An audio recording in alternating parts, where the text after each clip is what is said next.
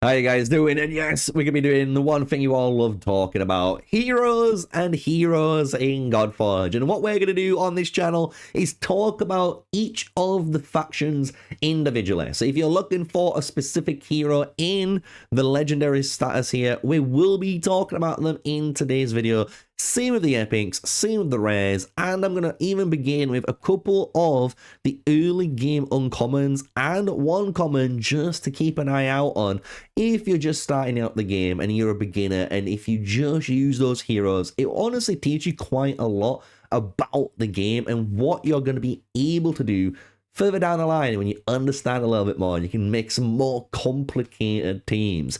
So with that, you know what to do, guys. Smash a like, comment, and subscribe. And more importantly, if you want to join a good old pantheon like my own in Camp Half-Blood, you can come and join us. We are here on the good old Raven Pyros website. It will be in the link in the description down below, so you can check out all the links there, which goes to the Raven Pyros website, which we will be using in today's video, just because we're going to be talking about not the imprints, but we will be talking about status effects. So different types of buffs, debuffs, and disables. So again, if you're brand new to the game, I should have you hopefully cleared on any understanding of what these hero kits do. So that's what we're going to be doing. Let's dive into today's video. So Olympus, that's where we're going to be starting off, and why we stand with Olympus is because simply I've got two heroes that are coming into Olympus as my starting Godforge quest heroes. I've got one account with Apollo. I've got a second account with Ares. Yes, you heard right. I've got the two AA team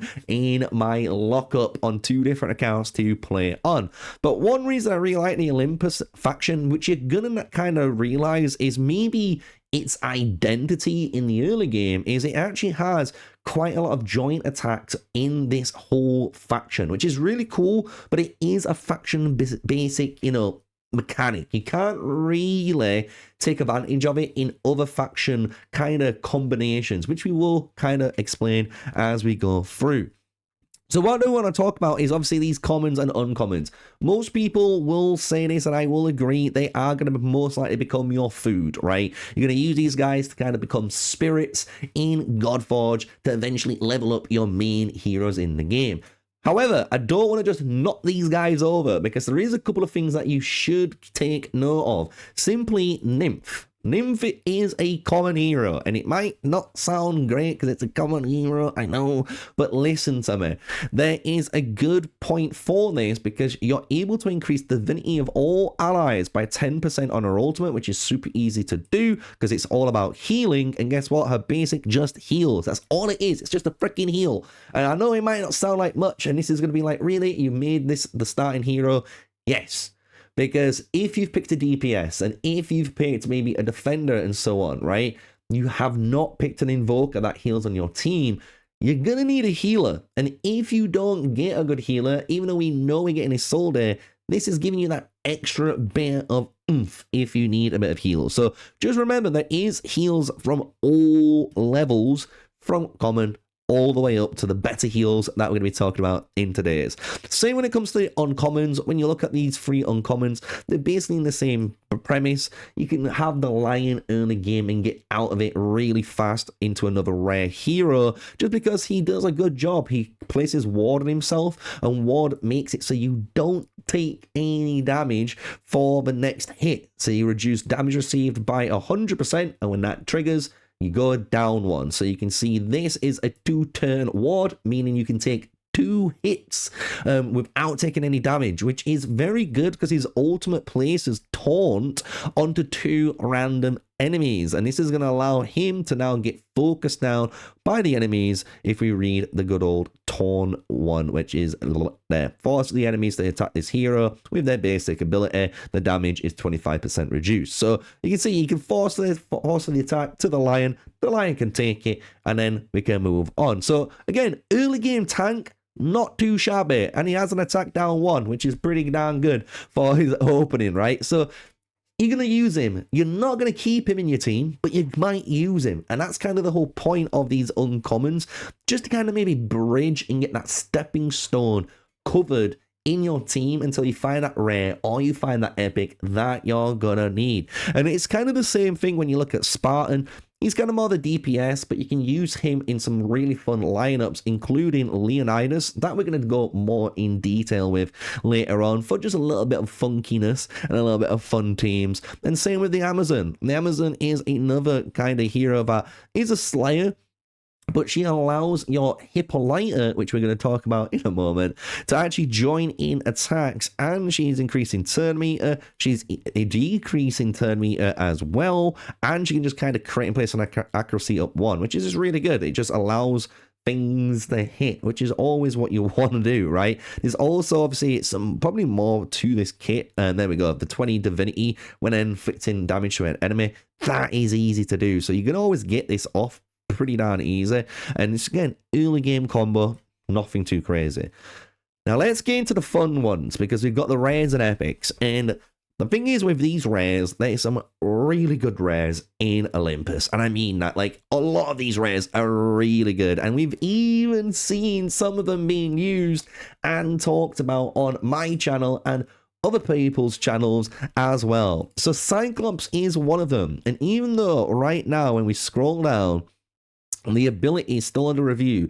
The ability is still under review. The ability is still under review. The ability is still under review.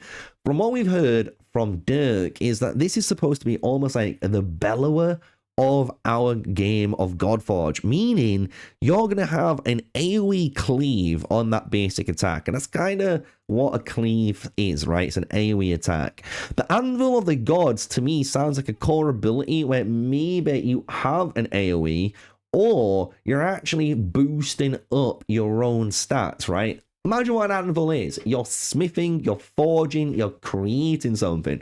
So if this is the Anvil of the Gods, I'm expecting our good old Cyclops here to buff himself up. And then maybe the Eye of Ruin is literally a laser, boom, it just absolutely melts the entire team again with a second AoE. So you might have only had 2 AoEs with 1, boost. But if that is the case, that's really freaking good, especially the basic being an AoE. And this is going to be very key to seeing how good this hero is, and you'll understand very shortly why with one of the other rare heroes that you can pick in the Olympus faction.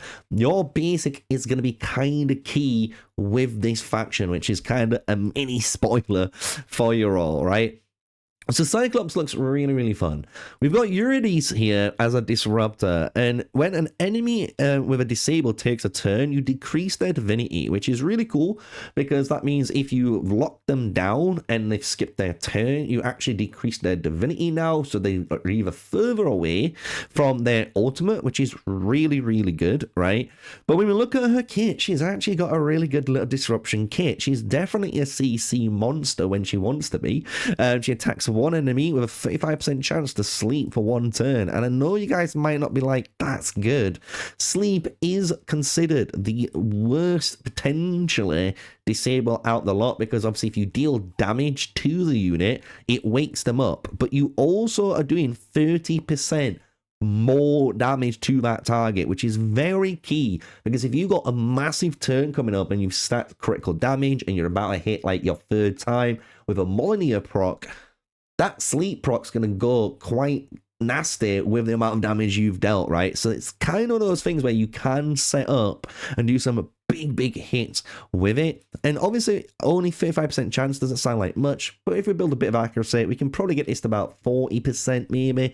If we can push it to 50%, that would be great in the long term, because we've used heroes like Scudder, again, that can do very similar percentages, and guess what? It's enough to get through, especially if you try to brute force content too. You're gonna be able to get this off, which I know players like Chosen actually says in his videos, where he can't wait to see players just try strategies like maybe Eurydice here. And yes, it's a 35% chance, but if you brute force that level, eventually it's going to get off, and when it gets off right, you're going to be able to get through and keep pushing. And it's a different way of approaching a problem that you're trying to overcome. So I really think it's quite cool. On top of it, you get to attack one enemy with another 35% chance to place a stun, which is much stronger now, because obviously a stun hero misses their next turn no matter what, and the only way you can counter this as a player is obviously using Stalwart as a buff, which obviously it makes your heroes immune to disables, just to give you the guys that little bit of info, right? Moving on to the ultimate, attacks all enemies, 35% chance to do the turn meter decrease by 10%. It's a good little turn meter decreaser, and you can see the disruption she's able to provide is quite nice, potentially stopping you from having your turn, and then while doing so, being rewarded by gaining divinity and then hitting your turn meter down as well. So definitely one that I would keep an eye on. When an enemy with a disable takes a turn, obviously this is 10%, but what's really cool is she has an Awakening 5 with Orpheus, and this is quite crazy that this is a joint ability again as a tag team with an awakening attached to it, but this increases the chance to place any disable by 50%.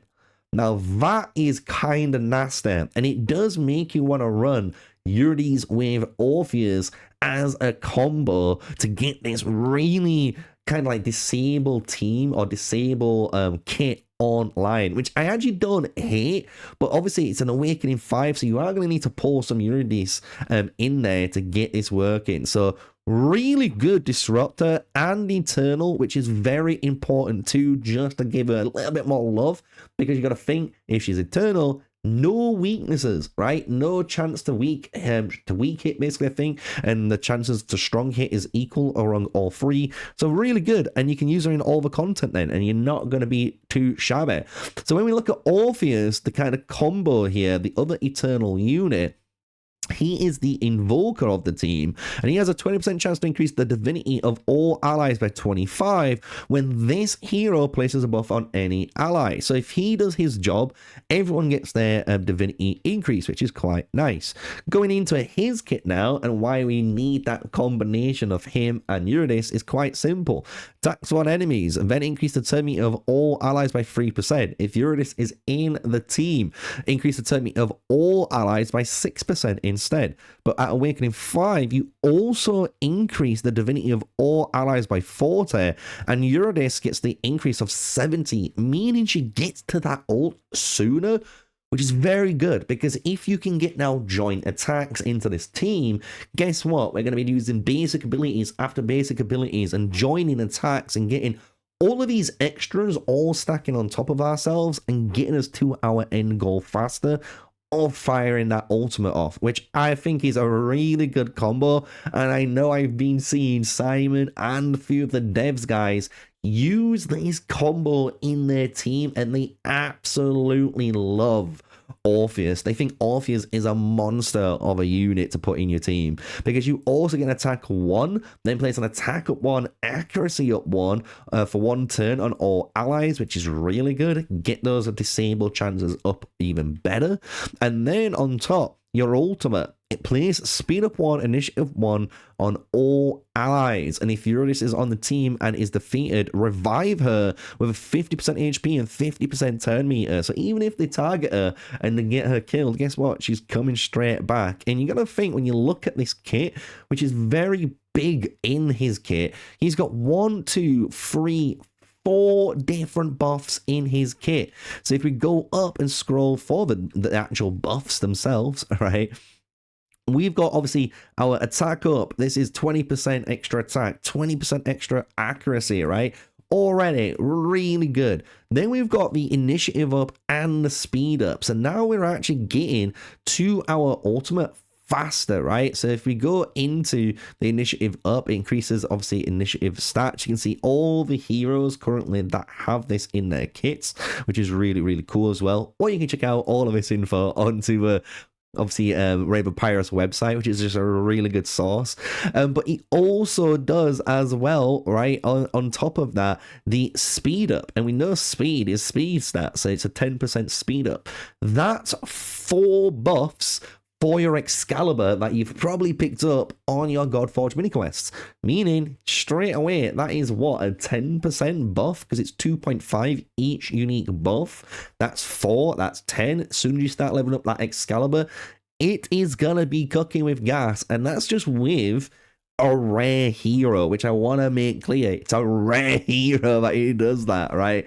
So he's a really good rare, and I honestly think if you pick this little combo up of Eurydice and Orpheus with your starter hero and probably a Godforge quest team, you're probably going to be cooking with gas. I'm going to be real. It's going to be a nice little funky team that you can be having, and I can't wait to see the experimentation that you guys also have in the comment section down below. So if you've got any ideas for teams outside the Olympus, I'd love to hear those combinations for maybe future videos that I might think of with you guys being involved. Now, let's get to, and I don't want to say it because I'm scared the team are going to listen to this, and they are going to listen to this. But let's talk about what I honestly think is one of the strongest rares in the game, and she's really freaking strong, right? And because of how her kit currently works. And again, if she gets changed, I'm going to be super upset.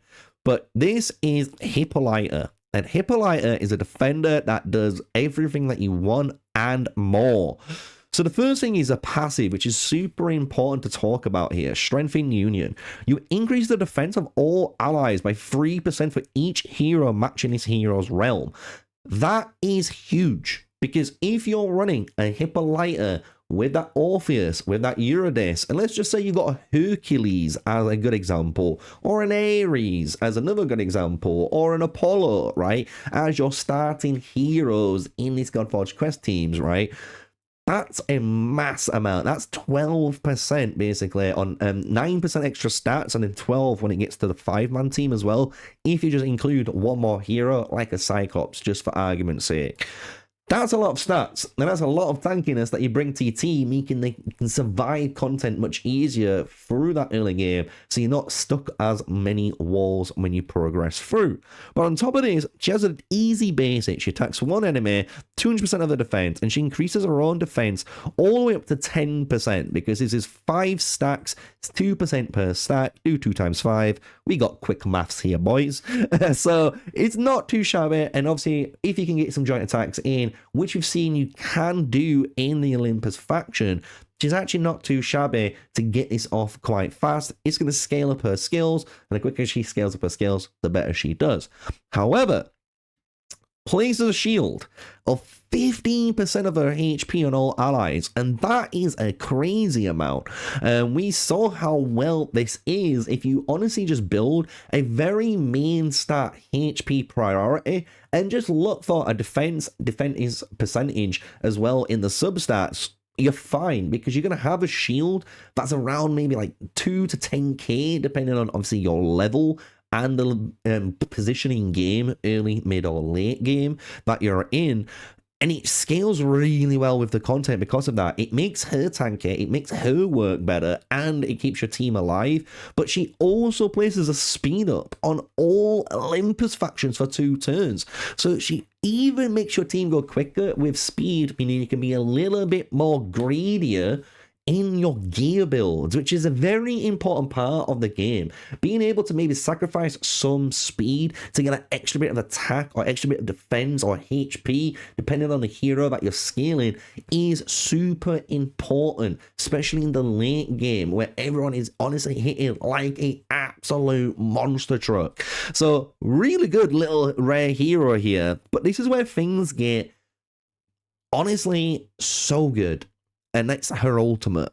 You get to attack one enemy, which doesn't sound like much, and it's with one random ally joining the attack. But when you awaken 5 Hippolyta, allies from Olympus also join the attack. And this is where the power of Hippolyta relies. And I actually like it's the Awakening 5, and it's the one only faction-based hero that I've seen at the rare category that has this.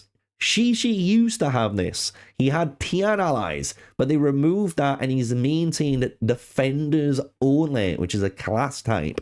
But this is an entire faction, and that means you can do some nasty stuff. You've picked your Hercules in that starter team. Guess what? Hercules, Hippolyta, Isolde. Find one more of your choice of any Olympus faction I'm about to talk about in today's video. you've got a great little team there. You've got an AoE basic on an AoE basic joint attack here now, on top of more damage that's just coming through. It's just disgusting, guys. It is gonna be disgusting. And the crazy thing is, she gains divinity when hit by an enemy. So when she starts to get targeted, because the enemies don't want this shield, and honestly, these joint attacks coming through, she gets paid off for it. So really, really good. She has an 16% defense in all battles for her leader bonus, which is, again, really freaking good for you. So Hippolyta, what a rare. I think she's one of the best rares in the game. I played her through Alpha 1, 2, and 3, and I think many content creators will tell you how good this hero is. I wouldn't sleep on a Hippolyta if you pulled her. Now we get into Icarus. This is another kind of cool hero in the Cunning Slayer category. He's actually really cool if you've picked someone like a Ra, or even like maybe in the future if you pull like YDG. The reason why is he's a Blaze-based hero that can place Blaze quite consistently, but he also places Blaze on himself and gets benefits for doing so, which some people might not understand, but hey, it's part of the whole lore of Icarus. Flying too close to the sun, my wax old sun, right? With the wax wings. So the way this works is pretty simple. If this hero's under Blaze, you increase your initiative by 3%, meaning you get to your divinity, your ultimate, sooner, right? Otherwise, it decreases your speed by 3%. If you don't have Blaze on yourself, it's the opposite. You increase your speed stat, but then you decrease how fast you get to your divinity, which is really cool that you can flip between these two modes depending on what you need. What makes him so good, and people don't realize what made him so good in Alpha 1 as well, is his damage multipliers and his kind of overall kit. He attacks one enemy, 206% attack, which is a big old hit, especially when you get some joint attacks now going in there, as we've seen with Hippolyta, with 50% chance to place a Blaze one on the target. But then his core and his ultimate are both AoEs. You place Sharpen 1 onto this hero for 2 turns, and for those guys that are just wondering, Sharpen 1 is the chance to increase your strong hit chance and damage, which is very good because that means you're getting an extra damage amplification onto your damage, or your normal damage, shall I say. But then you attack all enemies, 350% attack, and whenever this hero defeats an enemy, you increase his attack stat by 10%, and that's a 30% increase in attack. And I'm telling you, that is a lot of attack. You can imagine this type of hero, for example, in Hag's Hollow. Like, he's gonna blow up those Hag's Hollow totems and get just straight up damage instantly, and just start killing her. And then you can place Blaze onto her, which affects the entire totems. Like, it's a really good hero that you can use in a variety of content that needs AoE and potential debuffs as well through there. Moving on to the ultimate is the attack enemy 3 times at random. Again, it is a soft AoE. You can hit the same target 3 times in a row, but guess what? That normally doesn't happen. You normally hit at least 2 to 3 enemies, honestly, most times out of 10, which gives you, again, 20% chance to extend any duration of Blaze on the target. But more importantly now, where his passive comes, is he gets to place Blaze on himself. So that's where you get that switch of kind of attempts, right, to get to this ultimate sooner. This isn't bad. Again, you can place kind of disruptors and invokers in the game that can remove debuffs. So if you want to get that speed again, you can just remove the debuff, transfer it even through like Tristan, for example, and you can carry on cooking with gas. That's kind of how the way I was playing him in Alpha Wave 1. So Icarus isn't bad. I'm telling you, you should check out this hero, and when you start to see how much damage you actually can pump out early game, you're going to be like, oh, damn, I'm quite happy I've got this Icarus in my lineup, because there's going to be bosses that you're going to need him in, right? Minotaur is in that kind of same category, and I feel like this is the best way to put it, a hero that you need to work in a very specific comp, and that means you want a hero like Dracula and someone like Emotep. And the reason I'm saying that is because Emotep is more consistently gonna put your hero under Stalwart, and that means if you're under Stalwart, I mentioned it earlier on, you're not able to be you're immune by disables, right? You just can't get hit by a freeze, you can't get hit by a confuse, you can't hit by despair, for example. Anything that's in these pink ones, it doesn't affect you under Stalwart, which is very, very powerful because it means you get to get your turn off, right? But he does that in his ultimate, and it is a very cheap ultimate at 700 Divinity. No, without, joking, it's very quick. However, it's the fact that you remove the disable, you play Stalwart and Retaliate, which is going to allow him to do what he needs to do. The thing is, if you just get Stalwart onto his kit for Emotep, you can get him working faster, and when you get his ultimate off, he goes even faster then, because you're a bleed stacker. So this is where you want a Lady Shock, you want an Achilles, you want a Dracula in the team, because with them plus Minotaur and an Emotep, you're basically allowing you to have a massive influx of bleed. You're attacking an enemy and a 35% chance to place 1 stack of bleed, but if they're under Stalwart, you have a chance to place 2 stacks instead. So you got to think, as soon as we get this online with the Stalwart for a different hero, we can go 2, 4, 6, 8, 10. That is already 5 turns. With an Achilles, he could have the potential of placing 3 bleed stacks. That's a 2-turn clock to put someone instantly to 10 stacks, and that's without Dracula doing a very similar thing too. So you can see why this is a really good kind of like way to play bleed comps early game. And there is going to be bosses where you can just put bleed on them and keep your team constantly alive and keep replenishing bleed and even triggering those debuff effects to deal massive amounts of damage to the boss, and it's a perfectly play style. So I do want to mention this because in the alpha 1, 2, and 3, he just wasn't good enough because obviously the game was sped up. So you was always using heroes like Achilles and like Dracula in these type of comps because you had access to them sooner.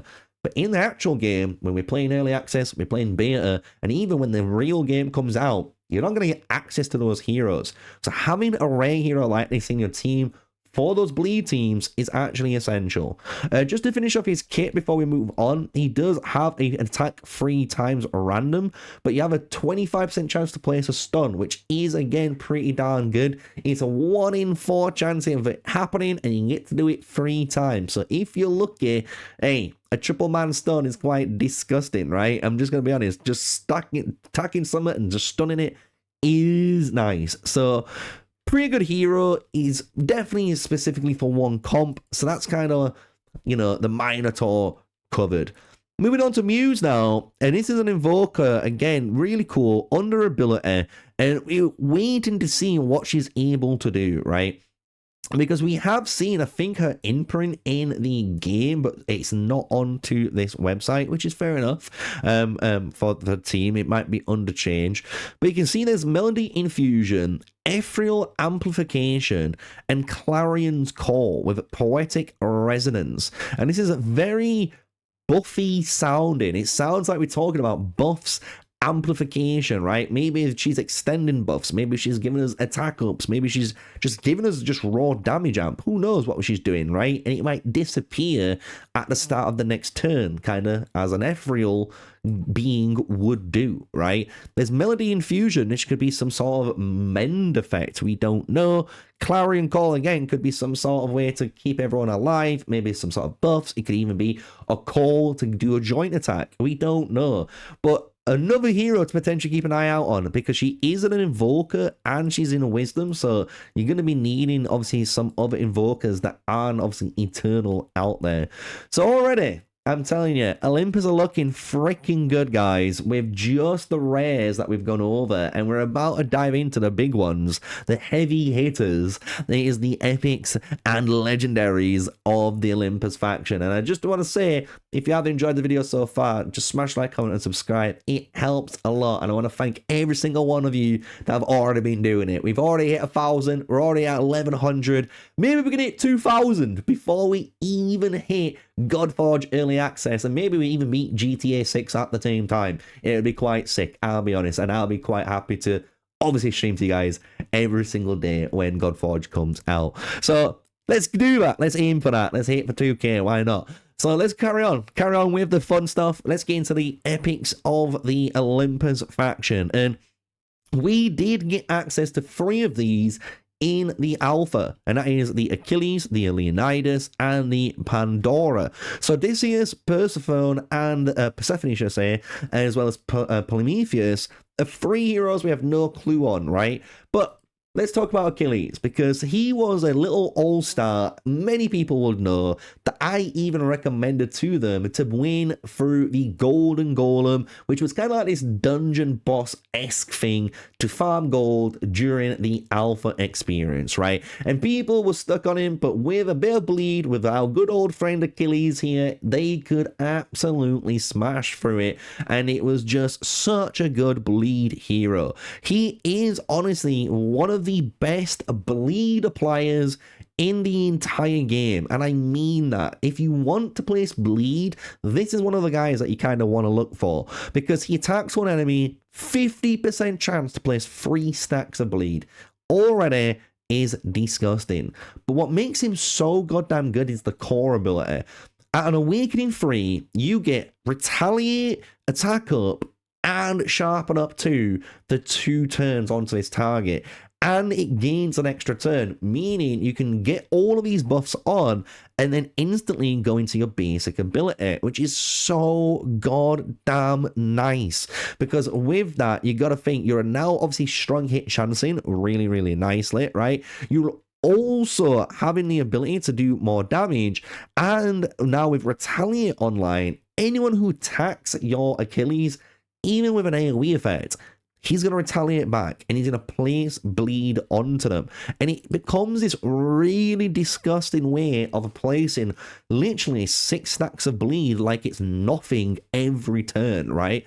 On top of this, the way he works is on his ultimate, you can remove all the bleed stacks on the target. You deal 120% 3 times, but the damage is inflicted by 15% for each stack of bleed removed. And when you ultimate him with the Awakening 5, his attack increases also with the stacks of bleed removed to a maximum of 50%. So if you can remove 50 stacks, you get a 50% increase of attacks. And each time you do this in the future, then you gotta think you are getting that 15% extra damage on top of it.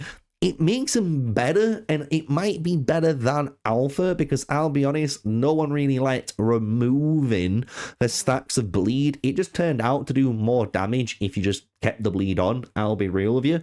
But this looks like a way better direction. Maybe this is just going to make him hit harder, and that's kind of what we want. We want a payoff for removing the stacks. Otherwise, why have we, worked so hard in order to do that, right?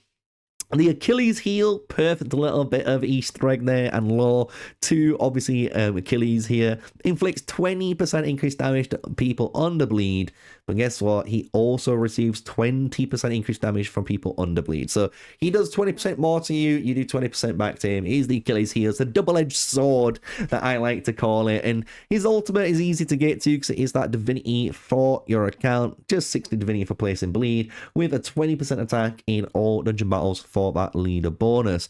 If you just want to look at any of the extra stats, they are there, but I will let you guys know I don't want to really go into that type of stuff because you can check it down in the description down below. All of the Godforge heroes, you can go on and check them out yourself for the stats. I'll be honest, you can check them out for yourself. So we're moving on to Leo, and Leo is a very cool brawler. He's kind of like a true kind of brawler where dealing damage is his whole forte. The more damage you deal, the more he kind of effectively can tank, and that's kind of a really cool little gimmick that I didn't really see many other heroes do in the alpha experience. So he has a 30% chance to convert 50% of incoming damage from attacks into a barrier, then the barrier can exceed 10% of his extra health. So again, he can take it and then he can deal damage for doing so, right? So what makes him really nice is his overall kit. Leo is a pretty darn good hero. You get to attack one enemy for a nice bit of HP and attack, but a 50% chance to place a defense down 2 onto the target for 1 turn. And if you do have one of the early heroes, the Spartans from the uncommons in the Olympus faction, this will also heal the hero and the spawn of 30% of the damage dealt. And that's where things actually are really good. You might be surprised at how well you're able to have a Spartan and a Leo in a team and just keep them up from him taking the damage with the barrier and then healing back up and then just kind of repeating this process. It's quite a nice little thing that you could go against. Core is attacks one enemy, 50% chance to place a stun for 2 turns, but the second hit will instantly defeat the target if their HP is below 10%. So yeah, if you're below 10%, you're just going to get slapped. It's quite funny. Going into the ultimate, play sharp and 2, only 0 for 2 turns, then attacks all enemies.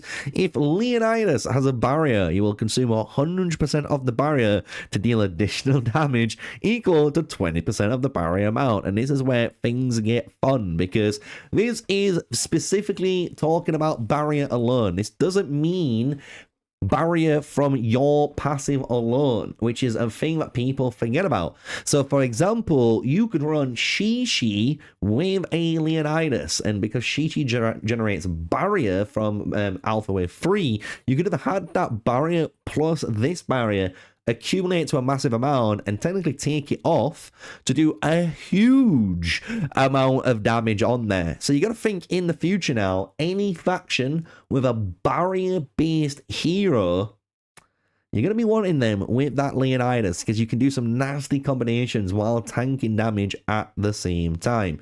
Just to kind of show this also at Awakening 5 converts 15% of the damage inflicted to an ally into barrier 2. So he just becomes, honestly, a super tank. Anyone takes damage, he gets a barrier. He gets a barrier, he deals really big damage. All battles is 20% HP lead bonus, really good for the brawler comp. So again, if you're running something like an Anubis, you're going to be happy with this as well. Giving him extra stats is everything that you care about. And even when you're running stuff like Hippolyta, right, having extra HP means her shield is even stronger. So really freaking good epic here from the alpha that we all kind of used a little bit of, especially myself. I tested it a little bit with him. It was really fun. Odysseus. Now, this is one hero I'm looking forward to seeing. He hasn't got too much information on. As you can see, the imprint bonus is still under review, as well as all of the skills. But you can get, again, some sort of idea of what's happening. Opportune Strike seems like some sort of damage-based ability. So maybe he attacked someone with a chance to maybe reflect back or in some sort of, you know, snazzy stuff like that. Resourceful Journeyman is some sort of probably ability to, again, get resource. There's a reason why this is in there, I think, just to kind of reflect what it's doing. And it's Awakening 5 too, so this is going to be some really, you know, key part of the kit to keep an eye out on. Then you got the Trojan Horse. No idea what this is going to be, but hopefully some really cool stuff. And the Voyager's Deception. So really cool names on all of this, and then the leader bonus as well, but we don't know too much on Odysseus. We're going to have to keep an eye out onto the Godforge website, obviously, as we've seen with some of the others, to see an update on their hero kits. And when we do, we'll obviously update these videos and do some more of them, all right? Because I think they're really fun to talk about. So Odysseus, something to look forward to. Can't wait. Pandora. And now Pandora is an epic I think many people should keep a freaking eye on, and I mean that. Why do I think that?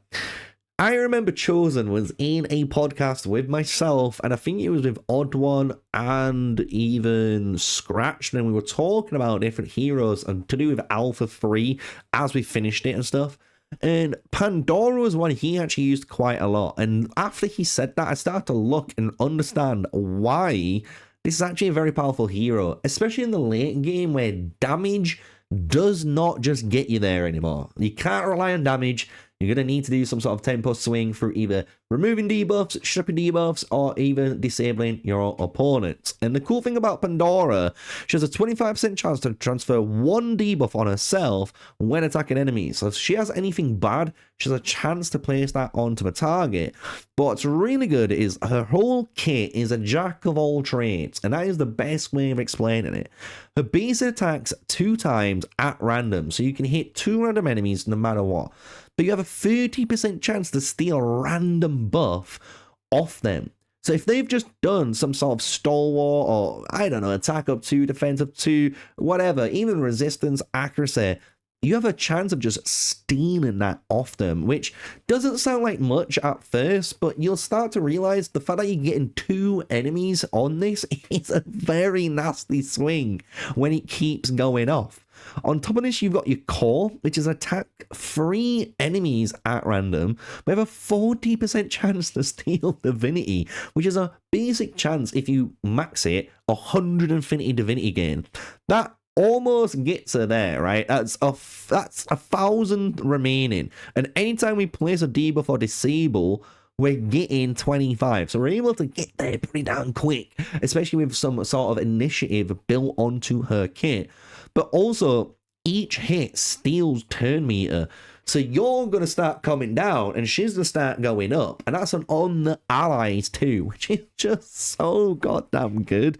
It's kind of crazy on how much, you know, crowd control she actually has in her kit without you realizing.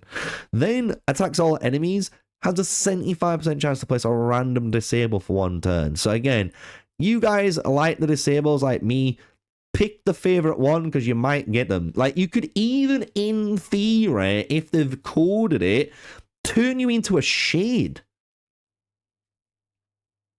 Permanently removes the hero from the ally team's control. It's a random disable.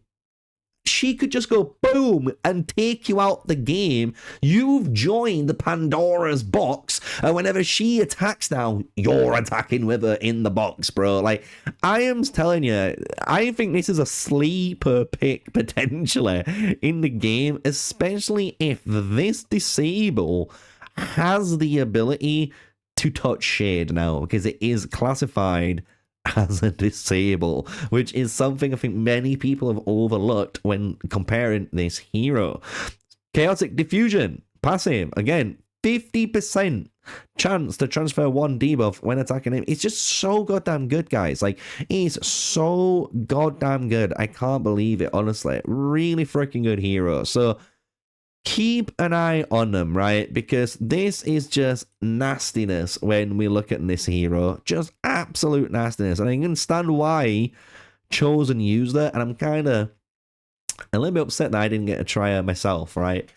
So now we've got Persephone, or Persephone, Persephone, just to annoy all of you guys. Percy here, Disruptor Eternal. We have seen being used by even Simon on his squad as the main damage dealer, which is kind of a good sign that you can build up for damage, which is cool. But when an enemy gains a debuff, you decrease their divinity by 2.5%, so they get a little bit slower on their ultimate launch. Going into now her basic core and ultimate. Attacks 1 enemy 250%. 75% chance to increase the duration of a random debuff on the target by 1 turn. So I can already see if you got Pandora and Persephone on the same team, this could be an absolutely nasty little combo here. Core has an attack all enemies, 250% attack, 75% chance to decrease each turn meter by 10%, and decrease the turn meter by a further 3% for each debuff on the target. Oh, that is nasty.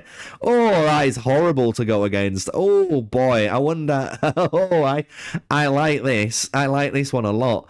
Her ultimate attacks 1 enemy 290% with a 75% chance to remove 2 buffs from the target, and then places Aetherburn 2 on the target. And if Hades, I think he's the husband or wife, right, in theory, is on the team, also 75% chance to place Resistance down 2 on the target for 2 turns.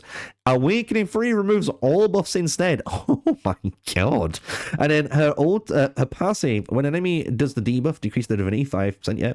Awakening 5 also increases this hero's turn meter by 5% when an enemy gains a debuff. And if Hades is on the team, he receives the same amount of turn meter. So you can really get going on there. I actually really like her. Am I mad for saying that? Especially if you can get even, like, for example, you've got a Pandora, let's just say Pandora, Persephone, Hippolyta team with anyone else who you kind of want in there, maybe as a healer. You're going to be able to heal, then basically steal and place debuffs on the enemy team, and just naturally join attack and get even extensions on these debuffs onto them. by a turn through a basic. That is really powerful. Like having a free basic to do that. In terms, people are going absolutely nuts for people like Morrigan, who can do the extension of a random buff on a core. Also, there is heroes like Apollo that reduces your cooldowns of your core. There's also the Vivian that does the same, right? So the fact that you can technically reduce or increase durations of buffs or debuffs is very powerful, and it's a very sought out thing. Even for myself, I think it's a very powerful thing. So I'm actually going to be interested to see how good her team is going to be.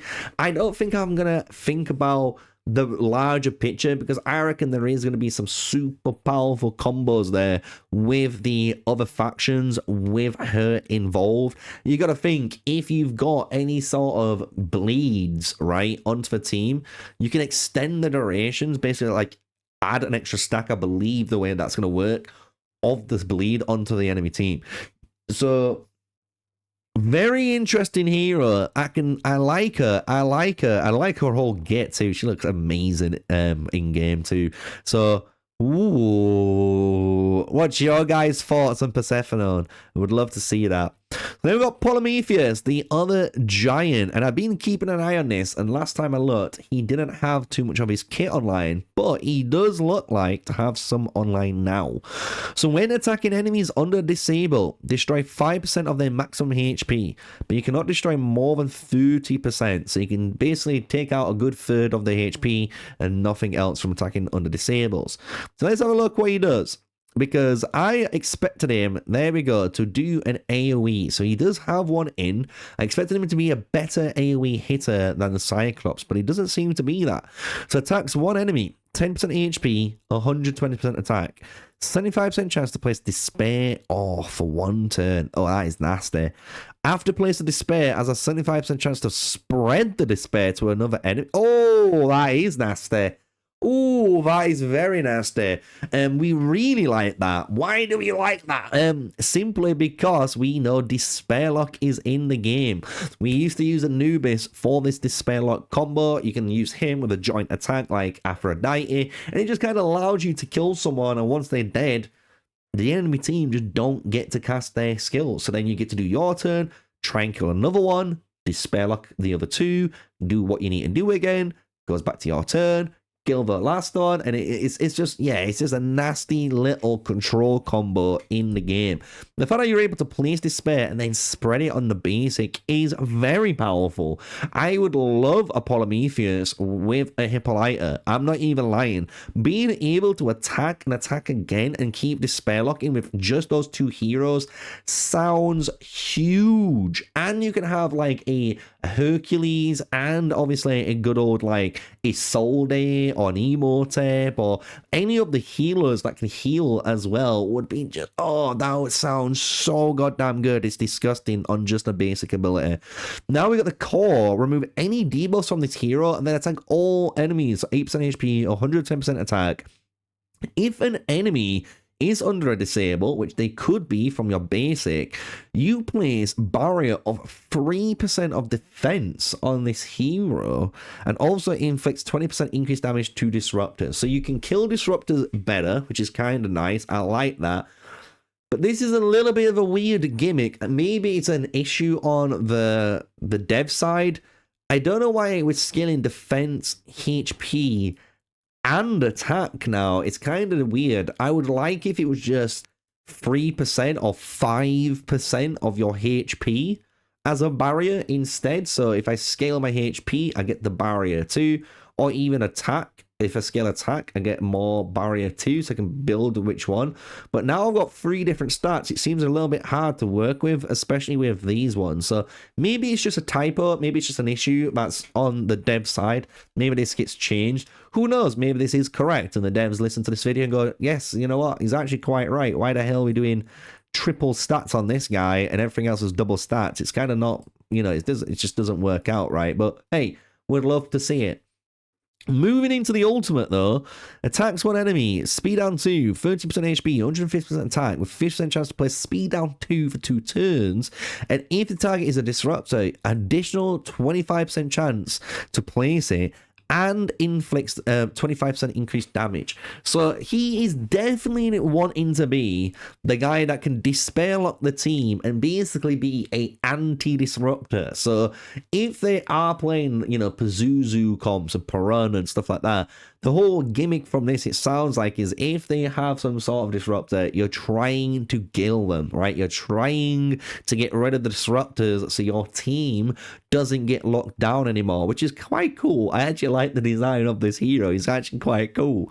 Obviously, we've read the passive. When attacking enemies under disable, you destroy their maximum HP, but you also reduce the turn meter by 5% when attacking under disable 2 at an awakening free. So really, really good. No leader bonus, just to kind of showcase that for you guys. So, ooh, Prometheus.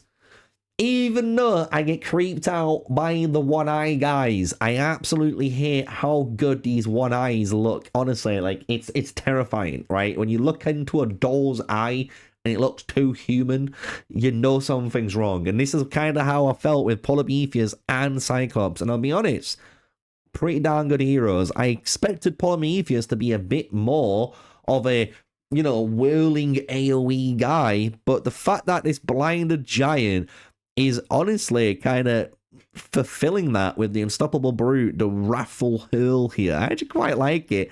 Can't wait to see these animations in game, and I'm actually quite excited for this hero.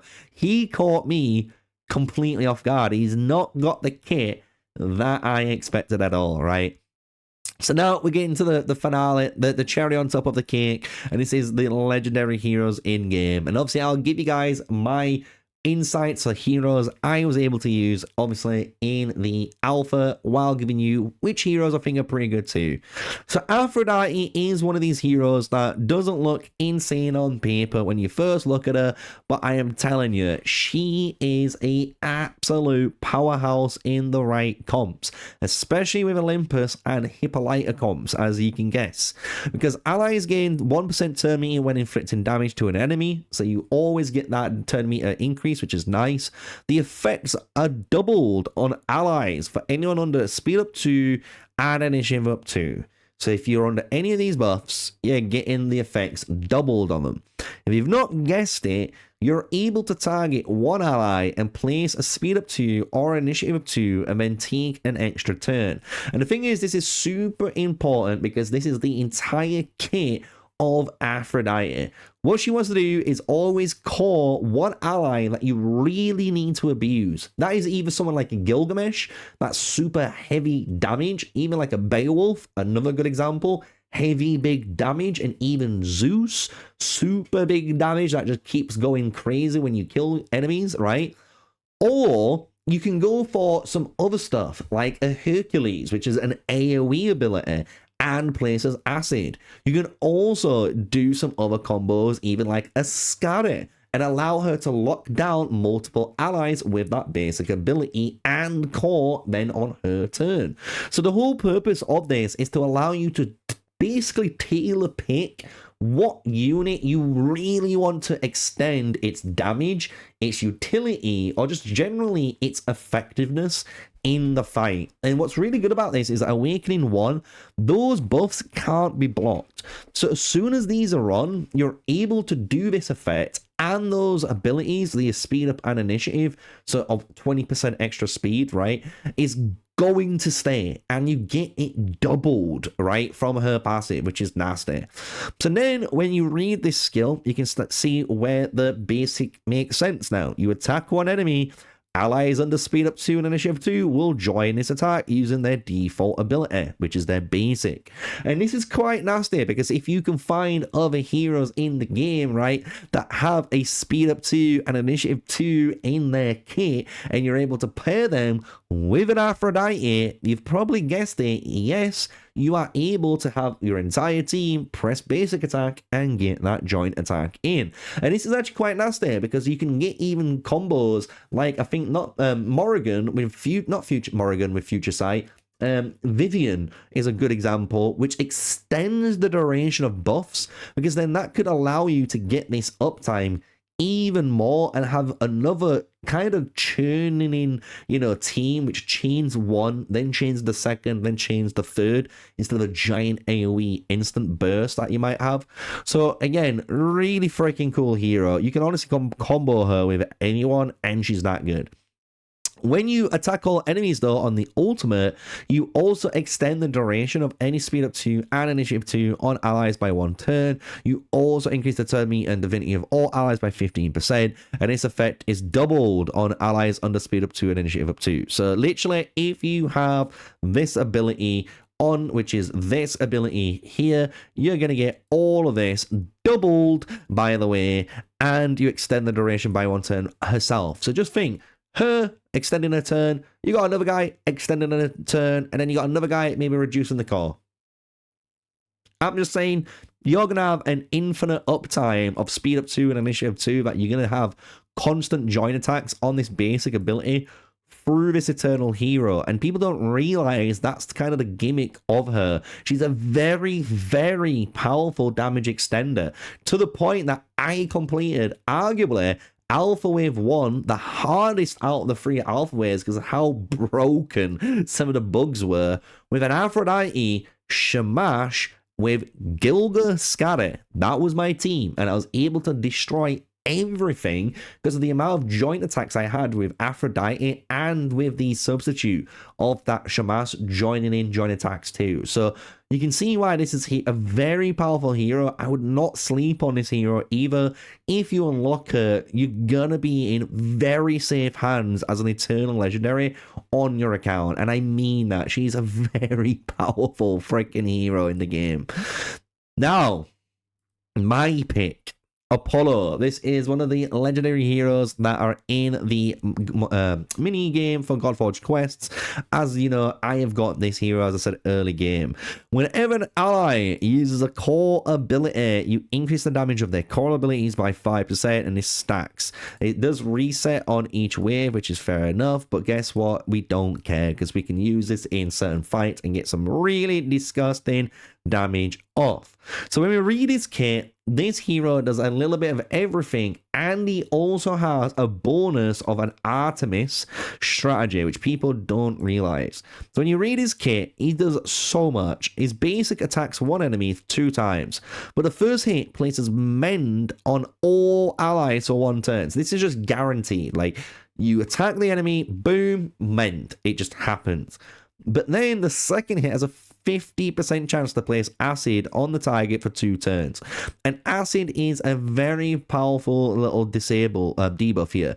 We have a disable armor set, which is very good in PvP, but you also deal 5% maximum HP to the target at the end of the start of that hero's turn. It also doubles on shield and barrier.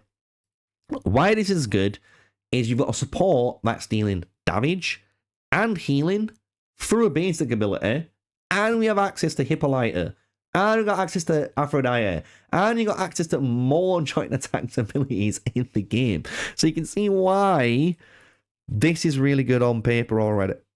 Going into the core now, if you awaken 5, long time, but if you do, you get to ignore 15% of the defense of the ally that equalizes through the divinity. But the core says attack 1 enemy. Then you have a 300% attack on there. Attack up 2 on all allies for 2 turns. The weird thing is, this says attack up 3, but this is attack up 2. So we don't know if this is right or if this is changed or what. But it does look like this could be a little error in the kit. I'm going to assume it's attack up 2, which is what we knew it as on the hero cards. This is really good because once you've done this attack up 2, you also equalize the divinity of the ally of the lowest divinity to this hero's. What this means is if your Apollo is at 95% divinity, he's about to ultimate, and let's just say you did have a Hercules and you pressed your ultimate and you've just done your labors and then you're back down to 0. I can activate my core and bring that Hercules back up to 95% divinity, which is disgusting. He just needs to take his turn and he's got his ultimate back again, which means he can get to that immortality sooner. And this is what's really powerful, the fact that you're able to honestly manipulate divinity on different heroes of your choice at will. And it is at will. You want to be using this skill not all the time. It's a very important skill to use during certain turns to combo off ultimates into ultimates as you've got turn into turn as yourself, right? So Solar Mandate, very freaking good ability. I can't wait to use this honestly in game. To finish it off, you got the ultimate ability, attacks all enemies, 150% attack. You reduce the cooldown of each ally's core ability by 1 turn, which is already freaking good. But for each ally under Mend, you also increase their divinity by 15%. And for each enemy under the acid ability, you decrease their divinity by 15%. So you can already see this hero is really, really, really good. Like, he is literally allowing you to get cores off sooner, which is very important, because if you didn't realize this, if your core is on a 5-turn cooldown and you finish that wave and you're in a second wave, you've got to wait 4 turns still. So if you're able to use a hero like this guy to get your turns, well, your cooldowns back down to 0 or 1, so when you finish the wave, you go into a new wave and everything's ready, everything's back up, you have more chance for success. You're going to have more chance of popping off and keep going and going and going. And you can imagine even in the future with certain heroes, this core ability reduction is going to be key in certain combos in massive teams with a Vivian or with a Shamash or with anyone that you can think of that really has a super impactful core ability on a 3-turn cooldown that you can go to a 2-turn cooldown and then potentially extend the buffs or extend the debuffs that that enemy places. So now you've got only 1 turn to wait, and guess what? It's 100% uptime then. So really freaking good hero, man. Honestly, really freaking good hero. I would not sleep on Apollo. Really good invoker. I can't wait to use this guy, the Light of Olympus, in the game. He doesn't have a leader bonus, just to let you guys know. That's why we scrolled down. But hey ho, not everyone needs one. Ares, the other guy that I've got onto my teams, and I think this guy's another actual sleeper pick now, the more I've been thinking about this, and I'm going to do maybe a video talking about Ares a bit more. Each time an enemy receives a debuff, you increase this hero's strong hit chance by 2.5% of his next ability. That is really good on its own. You can pair him up with different starting comps, and guess what? They're going to place debuffs, and whenever they place debuffs, he's going to get rewarded for doing so, even though he's not done it himself, right? But when we read his kit, this is what makes him an absolute, honestly, monster. He has an attack 3 times on his basic, and it decreases the target by 2%, which is a 20% defense reduction that is on the target. Fantastic for bosses. Fantastic for dungeons. Pantheon boss, maximum damage, you can probably guess it's going to be good for there too. And the funny thing is, each time you strong hit, you also increase their initiative stat by 5. So that's a 50 initiative stat reduction, which is just disgusting. And that's just your basic. It's a very simple basic, but it does a lot, and it helps you a lot in different content, which is really good. Just imagine a Hippolyta with this bad boy. You're going to be stacking up that defense like it's nothing, dude.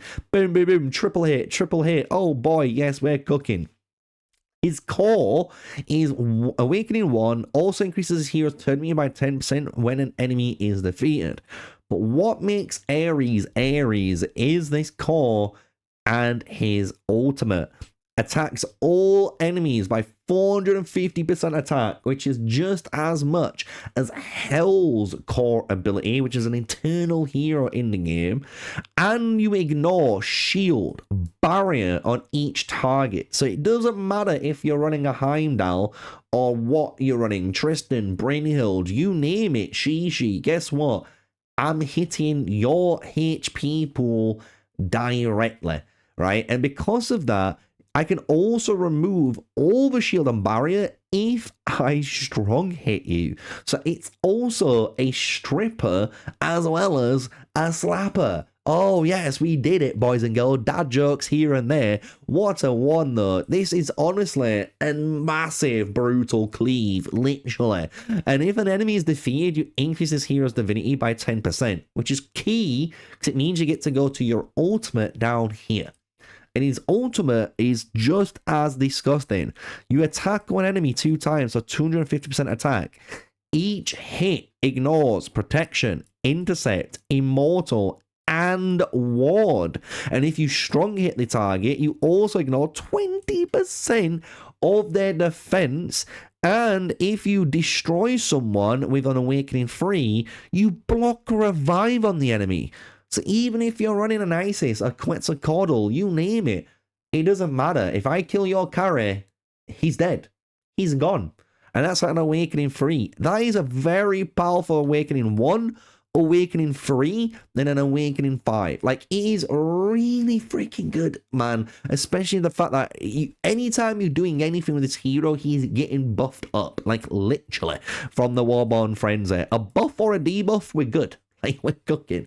So as you can see, this hero, really good in PvP, but he's actually good in PvE content too. You gotta think, you're gonna be going against Heimdalls and defenders, and you're gonna be going against nonsense like this all the time. And if you've got a hero that can just go, guess what, I ignore it and just poof, and blow through with the right build, you've got a recipe here. You've got a recipe. Gordon Ramsay would be excited to see how this dish comes out, right? Just to finish it off, his leader bonus is an arena one, so for PvP, it's 30% critical damage, but boys, I don't think you'll ever use it. If you do, hey ho, I will try it out because I've got it, but hey, it's something better than nothing, right? So really, really good hero. I'm going to be honest. His divinity is when defeating an enemy for his generator, which is a little bit... But in certain things, you got to imagine, like your Hag's Hollow, you're able to defeat enemies quite often. So this is going to be quite interesting to see if you can block revive onto one of those, you know, totems and eventually just have no totems. It'd be really fun. But yeah, Ares, absolute monster. God of War, can't wait to use him. Artemis, this is Apollo's little Slayer helper, and yes, she is his little Slayer helper, because she does a nice amount of damage, and she can do some nice work too. Attack one enemy 2 times, 50% chance to place the defense down 2 on the target for 2 turns. And if you remember with Apollo, just like Artemis, if any of these 2 attack, the other one joins in the attack. So again, if Apollo joins in this attack, he's placing Mend and then that good old Acid chance too onto the target. So really, really good way to just kill enemies. I'm going to be honest, just a nice little basic ability, and that defense down 2 is going to be huge for stuff like even bosses. Attack all enemies on 3 times for 140%. Increase this hero's divinity by 1% for each enemy hit. This is the core ability, and when you defeat enemies, you get an additional 5% on the awakening 3. So you can see again, really good AoE kit, really good for stuff like Hag's Hollow again, and other areas that you're going to need AoE potentially in. So I love this kind of kit. Attacks one enemy, 400% attack, increase the damage inflicted for each enemy defeated by 10%. So if you've killed a bunch of the Hag's Hollow totems, boom, we get to absolutely nuke the boss down for a huge amount. And what's really cool is you place Banish on all defeated enemies for 1 turn. So if you are trying to kill something, you can banish them out of the game, which is very good because Banish says they cannot be revived while this is on. And when the revive occurs, the duration of this debuff is reduced. So basically, if you try to revive them, I stop you for that 1 time, and maybe you go for another cycle, but hey, normally that doesn't happen. Awakening 1 is increasing the attack by 100%, and it's nothing else. It's that easy. If you kill an enemy, if an ally defeats an enemy, you get an extra bit of damage. And that is Artemis. She's just damage. She's nothing crazy, nothing complicated at all, right? Nothing big brain to talk about. But when you actually look at the kit, attacks all enemies 3 times Really good with Molin here, by the way, just for that. Attacks one enemy 2 times, can set up her ability to Molin proc on the Wrath. Really freaking good, man. Just being able to set up weapons is good. The fact that she has AoE multi-hits is good. The fact that she can just literally kill enemies is good. She's nothing special. She's not fancy, but she is very good as a Slayer. So again, if I pick her up, I'm going to be super happy as a cunning-based Slayer.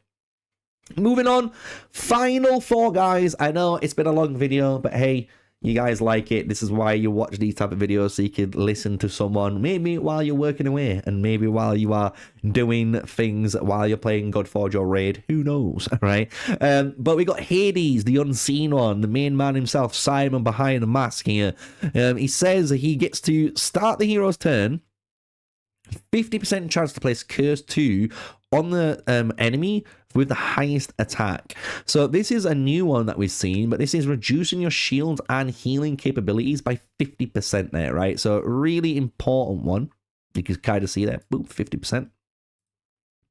Then, if we go back, it also has a chance to place Curse 2 when you defeat an enemy under Curse. So you have a chance to basically spread the curses along, which is quite nice, because with Persephone, as we saw earlier on, with the combination of Hades, she does give that chance to extend these durations by an extra turn, so it allows you to have this curse uptime and potentially spread the curse with the Persephone in game. So now when we look at his basic attacks one enemy, 30% chance to place Sleep for 1 turn with an Awakening 3 of an 80% chance to increase the cooldown of the enemy's core ability by 2 turns. Wow, that is huge, and that is huge if they're under a curse. So if your start of turn triggers, you get the curse on them, you target them, bro, their core is getting cut now by 2 turns. Ooh, that is actually very powerful. I actually like that. Before, we only knew what this was, and it didn't seem that powerful. But with the Awakening, this is very game-changing. It's very good in PvP, you can imagine, right? Stopping someone from casting their ability potentially on curve, on turn, is huge. Core Despair attacks all enemies, 250% attack, 75% chance to place Despair for 1 turn. Also places Lock Ultimate for 1 turn enemies under Curse. And again, this will not weak hit enemies under Curse, meaning you always get a normal or a strong hit with the core ability, which isn't too bad. I actually quite like this for the fact that you get to lock the ultimate. Again, very big control. You get Despair too, and Despair is a very powerful disable, able to just stop them from getting any positive buffs, which is good, or positive effects, which is good, and, you know, stopping their ultimate. You gotta think, if you stop the ultimate of like Shamash, you won't be able to revive people, you'll be able to hit the passives on there. You gotta think as well with the Torment of Souls, lock ultimate. I'm trying to think who else would absolutely hit. Like, even Heimdall. Imagine you locked Heimdall's ultimate. He wouldn't be able to shield his team. He'd be fuming for it if you did that to him. So, really, really good there. Ultimate is attacks all enemies 2 times.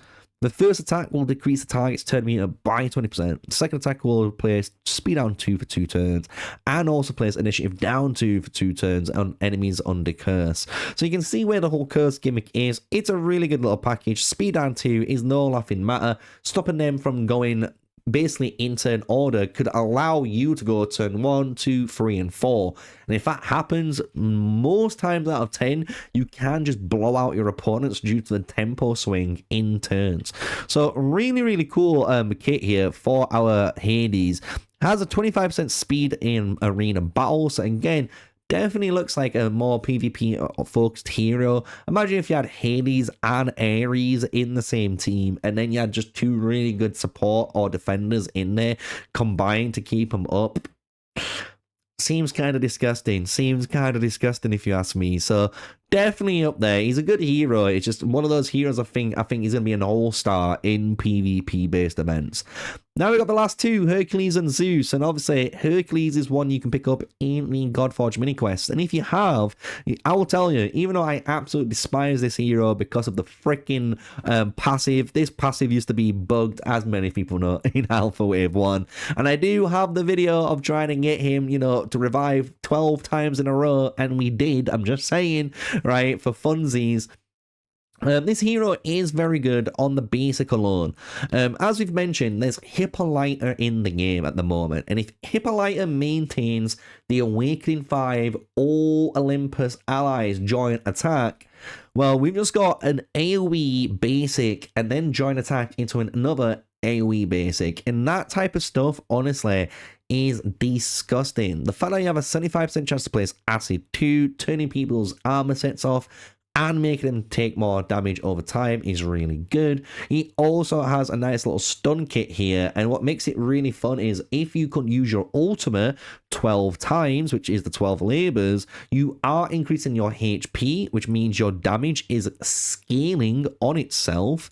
But more importantly, on the 12th one, you place Immortal, which guarantees you to place a stun for 2 turns instead on the call. So it's a really good kit on how it works. You really do want to abuse this. I'm telling you, people like Vivian actually will work really freaking well with a Hercules. You're able to get a joint attack in. You're also able to reduce his 500 divinity down to 350. Like, just say that number out loud. 350. Like, bro, this is gonna stack up super quick. On top of that, you get the 5% increase on attack as well. And then to finish off his whole passive, you also place a barrier on himself when he revives for the very first time. So, very simple hero. Just does AoE, does some good old stuns. He's a brawler. He scales off HP, and he's really good at doing that. The thing is, as many people know, I absolutely despise the 12 labors passive. Bro, that thing just absolutely gave me PTSD from Alpha Wave 1. And as soon as I see a Hercules player, even in the arena, I'm going to have PTSD. I'm telling you. You guys are probably laughing right now at me. I'm crashing out over a Hercules. But look, he's the one hero that I'm allowed to fucking crash out for. He's not the mighty redeemer at all. He's a mighty pain in the freaking ass. That's what he is, right? So Hercules, there we go. See you later, Saranara, because we're on the final hero, Zeus, baby. And Zeus is a absolute powerhouse, as people saw in the Alpha Wave Caverns experience. And as people know, I was one of the content creators speedrunning through here, and I finished 6th in the speed race on the leaderboards. Obviously still got that screenshotted, and obviously made a video talking about that. You can check out the video, it is on the channel. And what makes Zeus an absolute monster is he's the best wave clearer single target hero in the game. Yes, you heard right. When this hero defeats an enemy, the next attack of each ally does 15% increase in damage. But what makes him absolutely crazy is all of his kit here. Attacks one enemy 2 times. Each hit will ricochet to a random enemy, inflicting damage to 200% attack, and apply a defense down 2 on the tag for 2 turns. As you can see from Alpha Wave 1, 2, and 3, the devs was like, listen, taking extra turns after kills on a basic ability is too darn powerful. And it was. And because of that, we've got more of an actual lightning ability. You can imagine he throws the thunderbolt hits, and it goes, and it hits through. It's still gonna do a shit ton of damage, guys. It's 400% basic damage that you're dealing to a target, right? You're going bang, bang. But the thing is, the fact that enemies also take this amount, and you put the defense down 2 onto them, is huge, because then when you look at your core, you attack one enemy for 400% and then attack all other enemies for 400%, and you place sharpen 2 on him before attacking, which allows him to get that strong hit chance. If they've got the defense down 2 and then you core, I'm telling you, they're still dead. They're dead. Strike from the heavens is literally it. I'm getting smited from Zeus. That's how it feels when you use this ability. The ultimate is place an attack up 2 on this hero for 2 turns. Then attack one enemy for 470%. All allies will team up and join the attack, and if the enemy is defeated, you increase this hero's attack critical damage by 10%, up to 50%, because it stacks up to 5 times, and the stats carry over between waves. So yes, you heard right. This is the first of the kind we've heard of all of the heroes in this kind of video today. You kill with this ultimate, we keep the stacks, and it's a really good one to basically allow you to obviously get some kills early on. Depending on how greedy you want to be, you could try and, you know, ultimate 3-4 guys all with the Zeus here, get the stacks up to 50%, so then on the second wave you're basically maxed out, and then on the boss wave you can then just hit at maximum damage from the get-go. It's actually a very nasty little line of text that they've added in on there, right? And with the Awakening, if the initial target was defeated, you also increase the divinity of all allies by 20%. This is huge, just getting you to your ultimate sooner again. Just allows you just to go off more quicker, more faster. Imagine you assemble the council and you kill everyone, and then you just use Apollo and you equalize the divinity. I'm just saying that combo alone sounds disgusting on paper. Like, it literally sounds so disgusting. I can't imagine it in the game, right?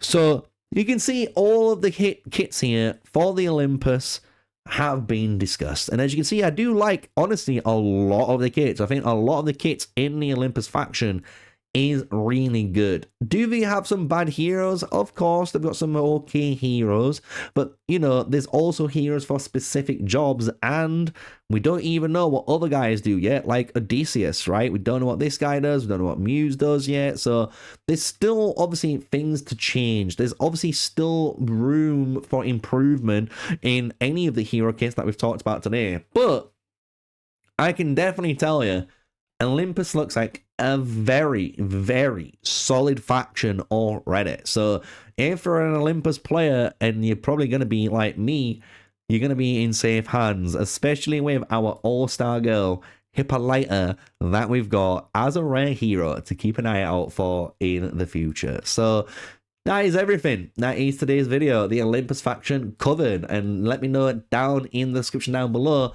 what faction you would like to see next. I am going to be talking about probably either the Occur faction or the Avalon faction next. I'm going to decide which one out of the two I'm going to discuss, but I'm going to be reading your comments, and whatever the comment says with the most thumbs up will be the third installment in this setup. So let me know what you think, and smash like, comment, and subscribe if you're enjoying the Pantheon one last time. Come over to our friends in Camp Half-Blood. Links in the description. We're all good here. We're all vibing. We're all degenerates. We're all everything that you need. That is Godforge. And until then, and I hopefully see you then, stay safe, stay sneaky. Peace out.